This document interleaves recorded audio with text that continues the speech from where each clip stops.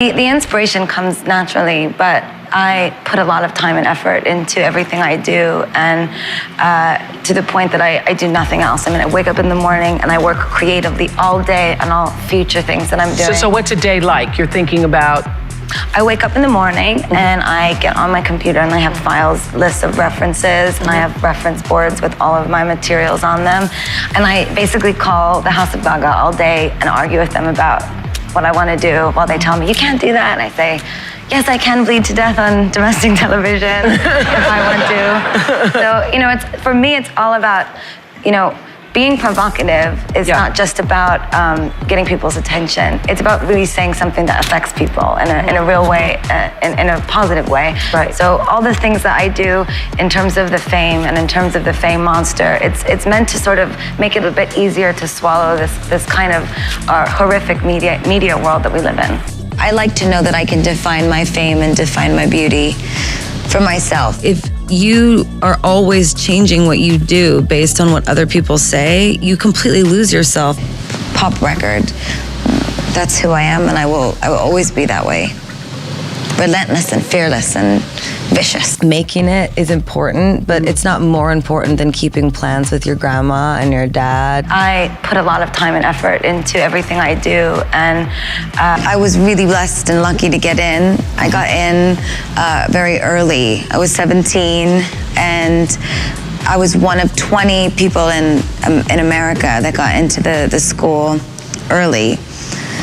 And I was really happy and excited, and I just felt like all my dreams were coming true. And it was a wonderful school, but it was very factory-like, and not in the Warhol factory-like way, more like a sausage link factory where everyone was taught the same sorts of things. And I think what I didn't like about this school was I felt that they wanted us all to be the same and possess the same skills.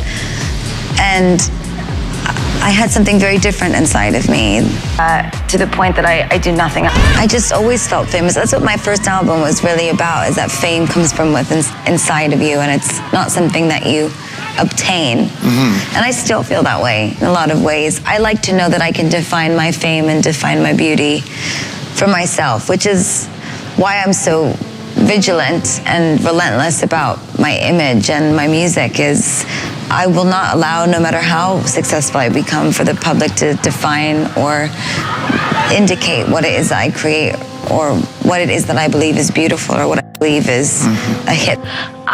I am always conscious of empowering the people around me.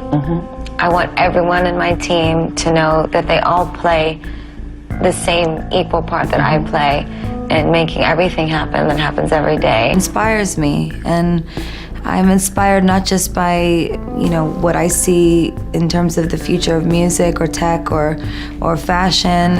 I see also my fans, and I think about what they want to experience, and they love to feel out of touch with reality for a moment. So it might feel shocking maybe, but I really think it's just this sort of surreal fantasy that I take pleasure in creating. I've been making music now with, you know, like Tony Bennett for a couple of years, and you know, Elton John is, you know, one of my closest friends, and his husband David, and they just have showed me that, like, I'm a baby in my artistry, you know, and I just have to keep making music and keep going. And so my focus really for this album is showing that to young girls and to boys that want to make music, that you don't have to get lucky on the internet. It's not a social media game. You don't have to find a, you know, the hot producer and get the hot track, you know, to be a star. You can just learn how to play an instrument and sit in your room and practice and write songs and poetry, and then you can go around the corner to the bar and meet other artists that do the same thing that you do, and you can hang out and talk about music and write songs, and then you can play at the spot around the corner and gain one fan, and then do it over and over and over again until you're discovered. Someone asked me once what they, or many times I think, what I thought it meant to be an artist, and I said what I think. I have a couple of things that I do. The newest thing that I do, I don't read a damn thing. No press, no television, No, if my mom calls and says, "Did you hear about?" I don't want to know nothing about anything that is going on in relation to music. Obviously, I want to know about the world.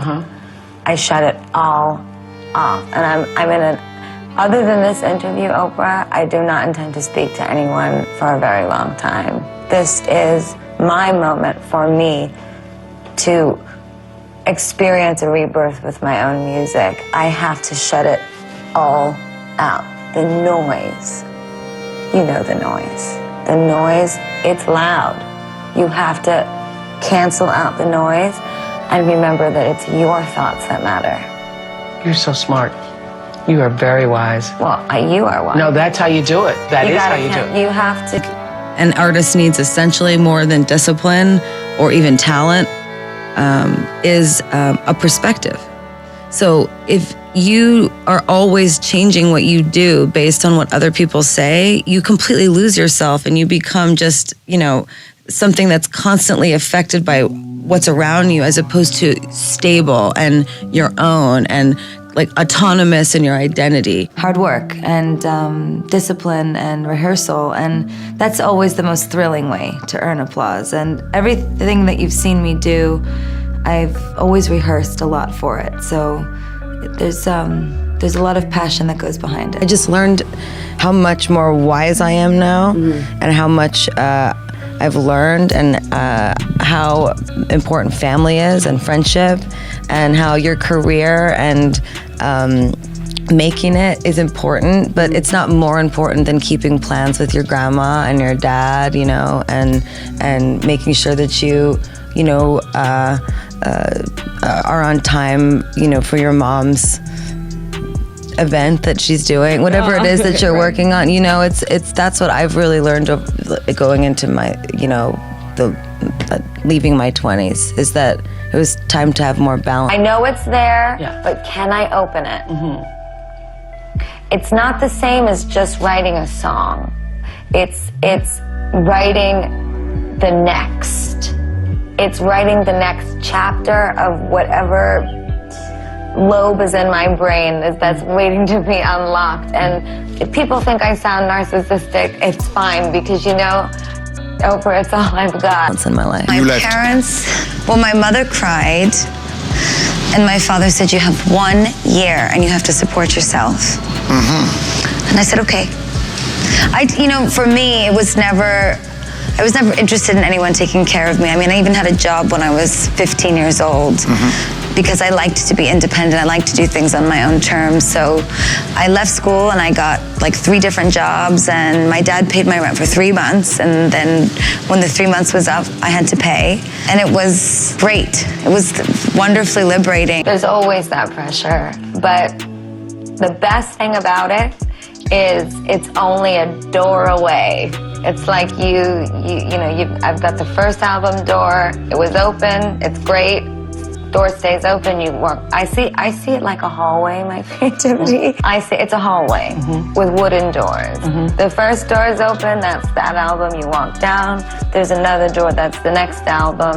And then there's one more door, and it's coming up, right? And I'm banging on the walls, and I'm looking for hammers.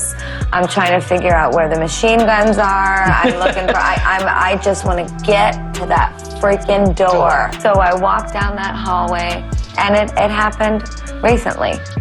The door opened. The door opened. It did. It opened. It blast open, and once it opens, the light shoots right through, and I'm in. And then I can relax because I know I broke through the door. It's the words. It's the harmony, everything. It's the journey.